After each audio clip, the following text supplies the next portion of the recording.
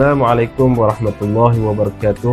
Saya perkenalkan, nama saya Ustaz Muhammad Firdaus bin Zulkifli. Saya merupakan murabbi di Ma'had Tahfiz Ibnu Hashim Darsa. Sekarang saya akan menceritakan perjalanan dan jadual harian para pelajar Ma'had Tahfiz Ibnu Hashim Darsa. Para pelajar yang ada pada ketika ini adalah seramai 31 orang. Semuanya berusia daripada umur 8 tahun sehingga 17 tahun.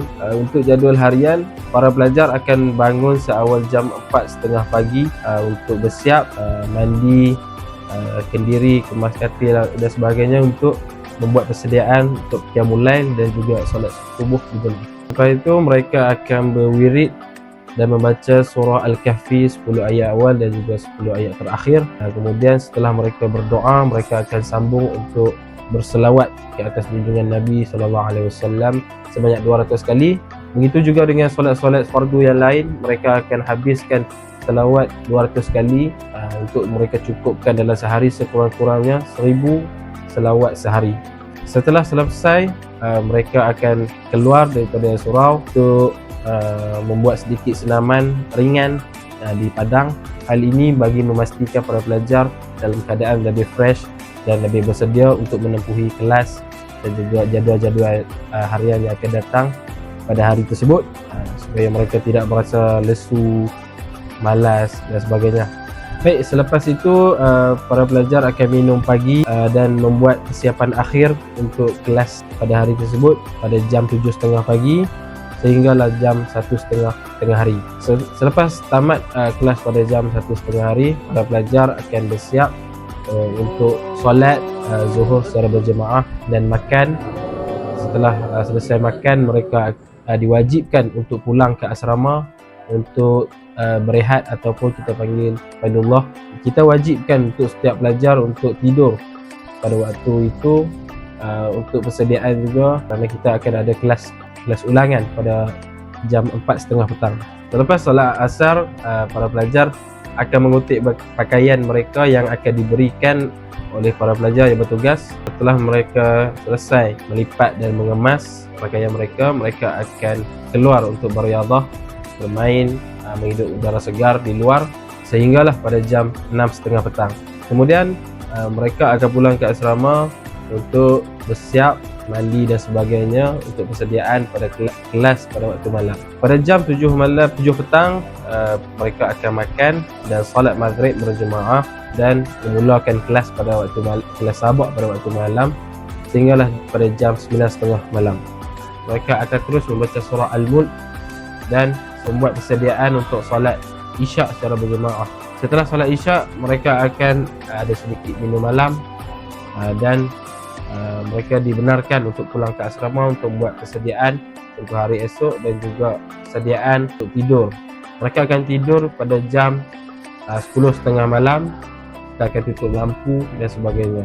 Okey, sekian itu sahaja daripada saya. Assalamualaikum warahmatullahi wabarakatuh. Bismillahirrahmanirrahim. Assalamualaikum warahmatullahi wabarakatuh. Nama saya Ustaz Muhammad Hafizi bin Muhammad Rusni, selaku guru tahfiz di Ma'had Tahfiz Ibnu Hashim Darsa.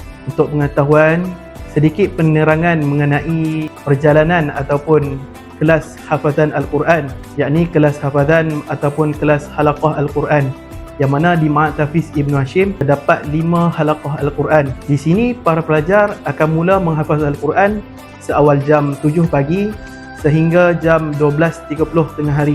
Di dalam kelas Al-Quran ni, mereka akan menghafal 3 bahagian, iaitu bahagian sabak, sabaki dan juga manzil.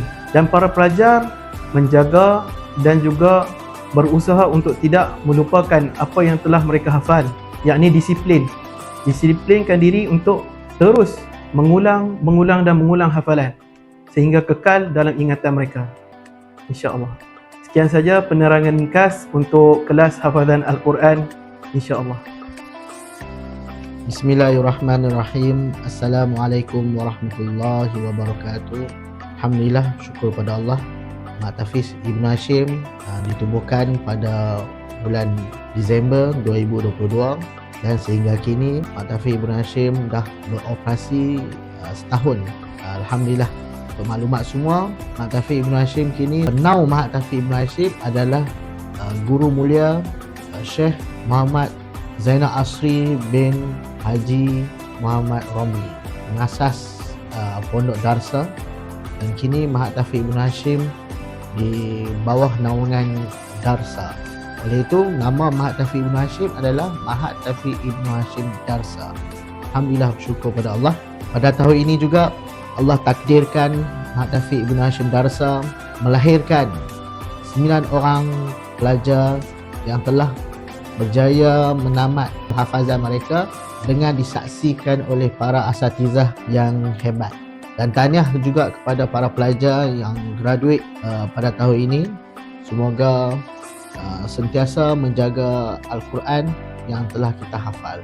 Untuk maklumat, Mahat Taufik Ibn Hashim Darsa mempunyai seramai 7 orang staf, 5 orang guru harakah Quran, seorang murabbi yang menjaga para pelajar, dan seorang tukang masak yang berkhidmat di Mahat Taufik Ibn Hashim Darsa.